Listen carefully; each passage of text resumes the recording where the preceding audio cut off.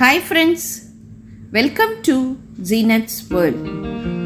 இன்னைக்கு நம்ம சேனல்ல நம்ம பண்ண போற ரெசிபி chowchow கூட்டு. இந்த ரெசிபியை பண்றதுக்கு முன்னாடி இந்த சேனலை புதுசா பார்க்கறவங்க ப்ளீஸ் சப்ஸ்கிரைப் பண்ணுங்க. அப்படியே பக்கத்துல உள்ள பெல் ஐகானை அமுக்குங்க.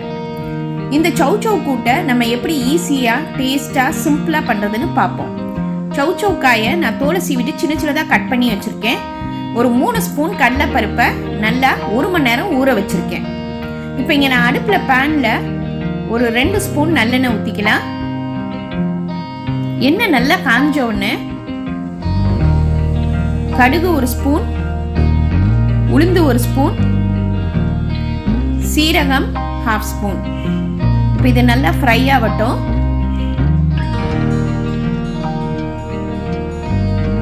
இப்போ நம்ம இதில் பெரிய வெங்காயம் 1 மெல்லிசாக கட் பண்ணி இதில் போட்டுடலாம். ஒரு 2 நிமிஷம் வெங்காயம் ஃப்ரை பண்ணிக்கலாம். ரொம்ப ப்ரௌனாக ஃப்ரை பண்ண வேணாம். இப்போ லேசாக வதங்கிடுச்சு. இதில் கருவேப்பிலை கொஞ்சம் போட்டுட்டு காஞ்ச மிளகா 2 கிள்ளி போட்டுருவோம். இது எல்லாம் சேர்த்து 1 நிமிஷம் வதக்கிக்கலாம்.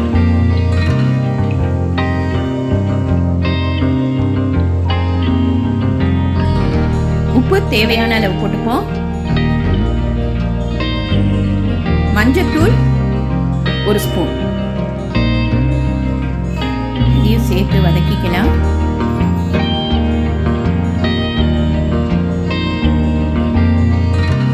பெரிய தக்காளி 1 கட் பண்ணி இதில் போட்டுருவோம். இப்போ தக்காளியும் சேர்ந்து நல்லா வதங்கட்டும்.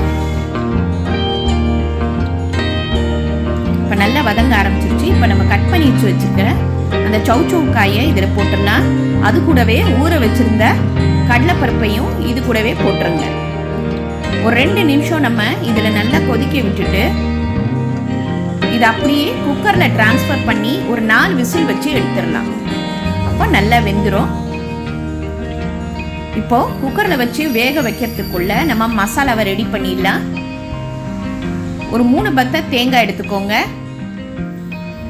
1/2 ஸ்பூன் சீரகம், ஒரு 2 பச்சை மிளகா காரத்துக்கு போட்டுக்கலாம். இதை தண்ணியை ஊற்றி நல்லா நைஸாக அரைச்சி எடுத்துருவோம்.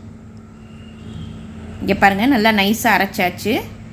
இப்போ நம்ம குக்கரில் வெந்துருச்சான்னு பார்க்கலாம். வாவ், இங்கே பாருங்கள், நல்லா வெந்துருச்சு. கடலைப்பருப்பு ரொம்ப குழையவும் இல்லை, கரெக்டாக வெந்திருக்கு. இப்போ நம்ம இதை அப்படியே அந்த பேனில் ஊற்றிடலாம்.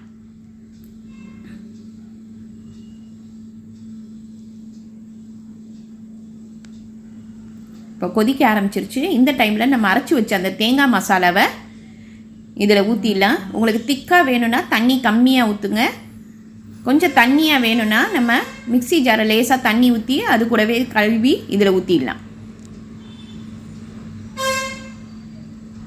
தேங்காய் ஊற்றிட்டு ரொம்ப நேரம் கொதிக்க வைக்கக்கூடாது. ஒரு 5 நிமிஷம் கொதிக்க வச்சா போதும்.